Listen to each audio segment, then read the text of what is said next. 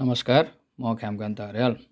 आज म वित्तीय साक्षरता अन्तर्गत वित्तीय ठगी फाइनेन्सियल फ्रड कसरी चिन्ने भन्ने विषयमा एउटा भिडियो लिएर आएको छु।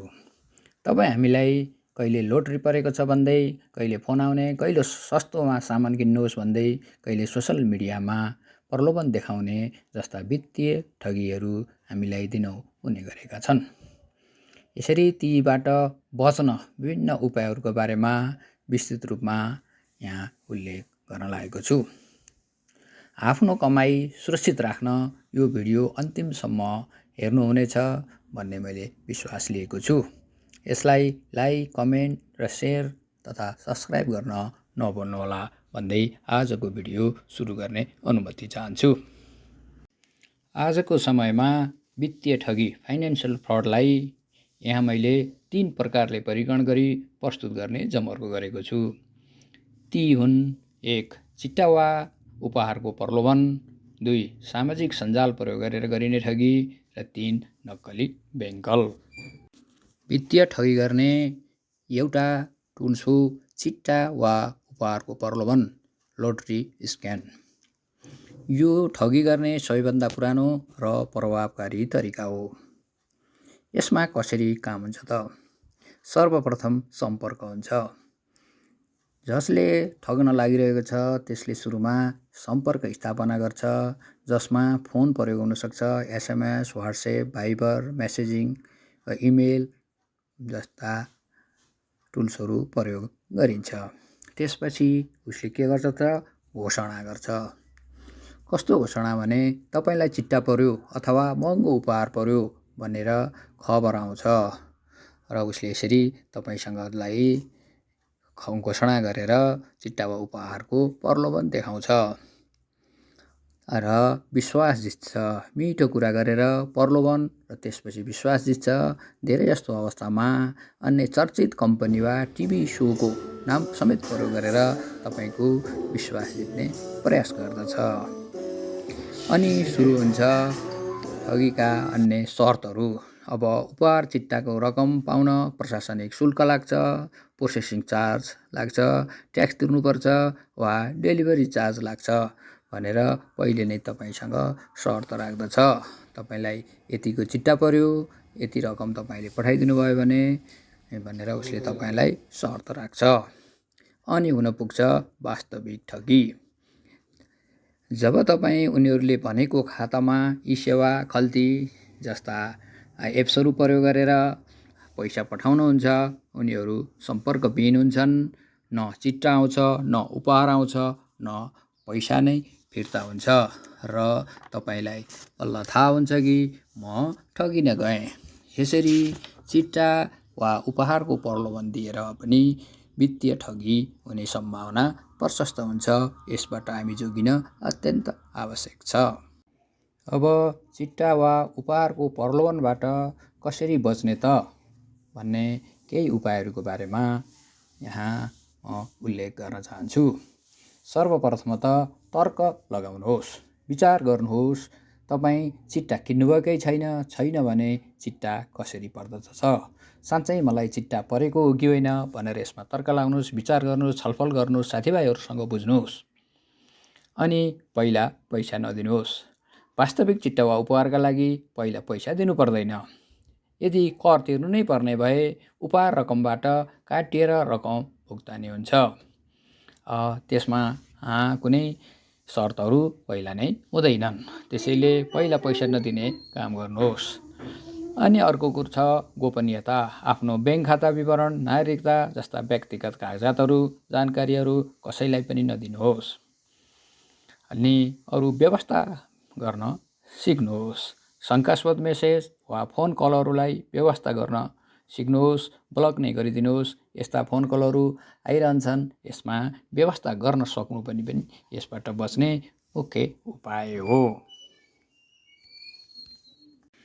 अब दोस्रो वित्तीय ठगीको रूपमा सामाजिक सञ्जाल ठगी, सोसल मिडिया फ्रडलाई लिएको छु। आजको डिजिटल युगमा फेसबुक, इन्स्टाग्राम, टिकटक, भाइबर जस्ता सामाजिक सञ्जालहरू ठगहरूका लागि नयाँ र सजिलो शिकारस्थल बन्न पुगेका छन्। उनीहरूले तपाईँको विश्वास जित्न र पैसा लुट्न विभिन्न चलाकीपूर्ण तरिकाहरू अपनाउँदछन्। अब यसले कसरी काम गर्दछ, मुख्य कुराहरू के हुन्, मुख्य तरिकाहरू के हुन्छ। 1. साथीको एकाउन्ट ह्याकिङ गरेर। दोस्रो, फर्जी अफर र सस्तो सामान अफर गरेर, रोमान्स स्क्याम गरेर, इन्भेस्टमेन्ट स्क्याम गरेर ठगीका विभिन्न तरिकाहरू अपनाउन सक्दछन्। अब चर्चा गरौँ सामाजिक सञ्जाल ठगीको विभिन्न तरिकाहरूका बारेमा। नम्बर 1. साथीको एकाउन्ट ह्याकिङ गरेर। आफन्त वा साथीको प्रोफाइल ह्याक गरेर मेसेन्जर वा अन्य माध्यमबाट अहिले मलाई जरुरी पर्यो, तुरुन्तै यति पैसा पठाइदेऊ, म पछि फिर्ता गर्छु भन्दै मेसेज गर्दछन्। साथीको नाम देखेर तपाईँलाई विश्वास गर्नुहुन्छ र तपाईँले तुरुन्तै पैसा पठाइदिनुहुन्छ। यसरी तपाईँको साथीको एकाउन्ट ह्याकिङ गरेर पनि सामाजिक सञ्जालबाट ठगी हुन्छ। अर्को दोस्रो ठगी गर्ने तरिका छ फर्जी अफर र सस्तो सामानको अफर।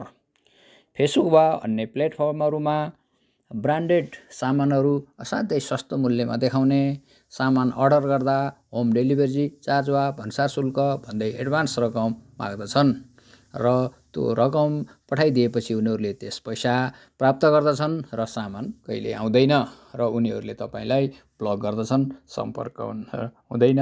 यसरी फर्जी अफर र सस्तो सामानको अफर गरेर पनि ठगी हुन्छ। अर्को तेस्रो छ रोमान्स स्क्याम। ठगहरूले राम्रो मान्छेको नक्कली प्रोफाइल बनाएर तपाईँलाई प्रेमको जालमा पार्छन्। विश्वास जितिसकेपछि उनीहरूले म गम्भीर बिरामी परेँ, अथवा म विदेशबाट आउँदा एयरपोर्टमा फसेँ, वा मेरो व्यापारिक डिलमा समस्या आयो भन्दै भावनात्मक ब्ल्याकमेल गरेर ठुलो रकम माग्दछन् र तपाईँ भावनामा बगेर उसलाई त्यो रकम पठाइदिनुहुन्छ। त्यसपछि उनीहरू सम्पर्कभन्दा बाहिर जान्छन्, उनीहरू सम्पर्कबाट भाग्दछन्। यसरी रोमान्स स्क्याम गरेर पनि सामाजिक सञ्जालहरूको यसरी प्रयोग गरेर रोमान्स स्क्याम हुन्छ र हामी ठगिन पुग्दछौँ। अर्को छ महत्त्वपूर्ण इन्भेस्टमेन्ट स्क्याम। सामाजिक सञ्जालमा थोरै लगानीमा धेरै प्रतिफल दिने प्रलोभन देखाएर विज्ञापन गर्दछन्। उनीहरूले नक्कली नाफाको स्क्रिनसट देखाएर पैसा लगानी गर्न लगाउँछन् र पछि पैसा लिएर भाग्दछन्। यसरी इन्भेस्टमेन्ट स्क्याम गरेर पनि हामी ठगीमा पर्न सक्दछौँ। यस सामाजिक सञ्जाल ठगीबाट कसरी बच्ने त? नम्बर 1. दोहोऱ्याएर पुष्टि गर्ने। 2. सस्तोबाट सतर्क रहने। 3. अपरिचितसँग सतर्क रहने। 4. गोपनीयता रहने। 5. रिपोर्टिङ र ब्लक गर्ने। पहिलो छ दोहोऱ्याएर पुष्टि गर्ने। Verify first. आफन्त वा साथीले सामाजिक सञ्जालबाट पैसा माग्यो भन्दैमा तुरुन्त नपठाई फोन वा अन्य माध्यमबाट कुरा गरेर मात्र पैसा पठाउने निर्णय गर्नुपर्दछ। हतारमा निर्णय गरियो भने फुर्सदमा पछुताउने काम हुन्छ। दोस्रो छ सस्तोबाट सतर्क रहने। Beware of low prices. यदि कुनै सामान बजार मूल्यभन्दा सस्तो छ भने प्रायः त्यो ठगी हुन सक्छ। सामान हातमा नपरिकन अगाडि नै कहिल्यै पैसा दिने काम नगरौँ। सामान हातमा परेपछि पनि सोही अनुसारको मूल्य अनुसारको सामान हो होइन स्पष्ट भएर मात्र पैसा दिने गरौँ। यसरी सस्तो भन्दैमा त्यसबाट ठगिन सकिन्छ, त्यससँग सतर्क हौँ। अर्को उपाय छ अपरिचितसँग सतर्क रहने। Beware of stranger. सामाजिक सञ्जालमा अपरिचित व्यक्तिहरूले सँग दोस्ती र विशेष गरी पैसाको लेनदेनमा एकदमै सतर्क रहनुहोस्। अर्को छ गोपनीयता सेटिङ गर्ने। आफ्नो सामाजिक सञ्जालको प्रोफाइलको गोपनीयता सेटिङ सुरक्षित राखौँ ताकि अपरिचितहरूले व्यक्तिगत जानकारीहरू सजिलै नपाउन्। अनि त्यसपछि रिपोर्ट र ब्लक गर्ने। यदि तपाईँलाई कुनै प्रोफाइल वा विज्ञापन शङ्कास्पद लाग्यो भने त्यस्तालाई तुरुन्तै रिपोर्टिङ गर्ने र ब्लक गरिदिने। यसरी सामाजिक सञ्जालबाट ठगी हुनबाट हामी जोगिन सक्दछौँ। वित्तीय ठगीको तेस्रो प्रकारको रूपमा लिएको छु नक्कली bank call, phishing and vishing. यसलाई प्राविधिक भाषामा फिसिङ वा फोनबाट गरिने हुनाले फिसिङ भनिन्छ। यसमा ठगले आफूलाई बैंकको आधिकारिक कर्मचारीको रूपमा प्रस्तुत गर्दछ र तपाईलाई ठग्न सुरु गर्दछ। यसले कसरी काम गर्दछ त? अचानक फोन आउनु। ठगले तपाईलाई फोन गर्दछ र भन्छ, म फलाना बैंकको केन्द्रीय कार्यालयबाट बोलेको, तपाईको केवाइसी अपडेट भएको छैन, तपाईको खाता ब्लक हुँदैछ, छिटो अपडेट गर्नुहोस् भन्छ। त्यसपछि तपाईलाई डर र हतार पैदा गर्छ। उनीहरूले तपाईलाई यति डराउने बनाउँछन् कि अपडेट नगरेमा तपाईको पैसा रोक्का हुन्छ वा जरिवाना लाग्दछ भनेर डर र हतार पैदा गर्दछन्। त्यसपछि गोप्य विवरण माग्दछन्। खाता सुचारू गर्ने बहानामा तपाईको user name, mobile banking pin वा कार्ड नम्बर माग्न पुग्दछन् र त्यसपछि तपाईलाई ओटिपीको खेल सुरु हुन्छ।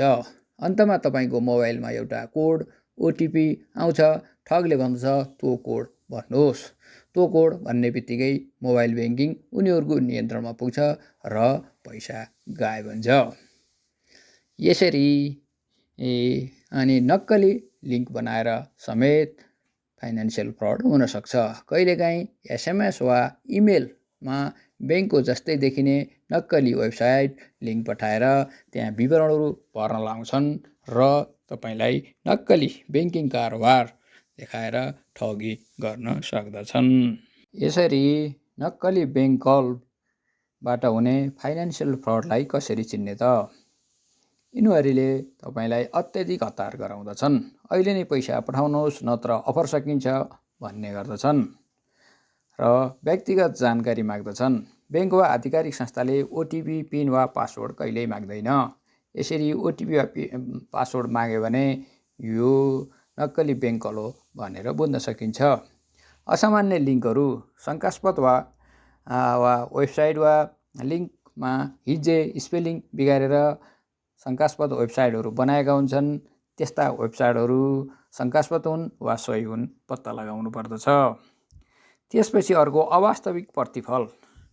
15 दिनमै पैसा डबल हुन्छ, 10 दिनमा हुन्छ, 1 महिनामा डबल हुन्छ जस्ता अवास्तविक प्रतिफल दिने प्रलोभन बनाएर योजना बनाउँछन् र यस्ता नक्कली बैंक कलहरूले फाइनेन्सियल फ्रड, वित्तीय ठगीमा महत्त्वपूर्ण भूमिका खेल्दछन्। यस्ता फाइनेन्सियल फ्रडबाट बच्ने उपायहरू: 1. दुईतर्फी सुरक्षा। इमेल वा ब्याङ्किङ एपमा 2 स्टेप भेरिफिकेसन अन राख्नुहोस्। 2. गोपनीयता। ओटिपी वा पासवर्ड कसैलाई कहिल्यै नदिनुहोस्। 3. पुष्टि गर्नुहोस्। पैसा पठाउनु अघि फोन वा भिडियो कल वा प्रत्यक्ष कुरा गरेर मात्र पैसा पठाउनुहोस्। अर्को, एपको मात्र प्रयोग गर्नुहोस्। सधैँ आधिकारिक मोबाइल ब्याङ्किङ एप वा वालेट मात्र प्रयोग गर्नुहोस्। यसरी अब ठगी भइहालेमा के गर्ने त?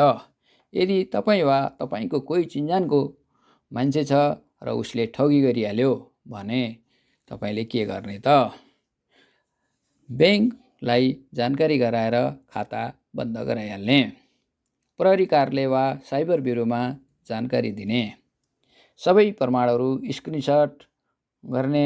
फोन नम्बर र ट्रान्ज्याक्सन आइडीहरू सुरक्षित राख्ने र सम्बन्धित ठाउँमा त्यसलाई प्रयोग गरेर गर्ने।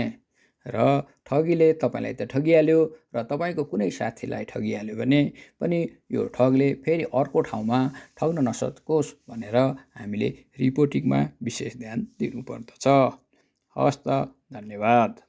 यस भिडियोलाई मन पराएर अन्तिमसम्म हेरिदिनु भएकोमा तपाईँलाई विशेष धन्यवाद दिँदै फेरि पनि मन परेमा लाइक, कमेन्ट, सेयर र सब्सक्राइब गर्न नभुल्नुहोला भन्दै म बिदा माग्ने अनुमति चाहन्छु।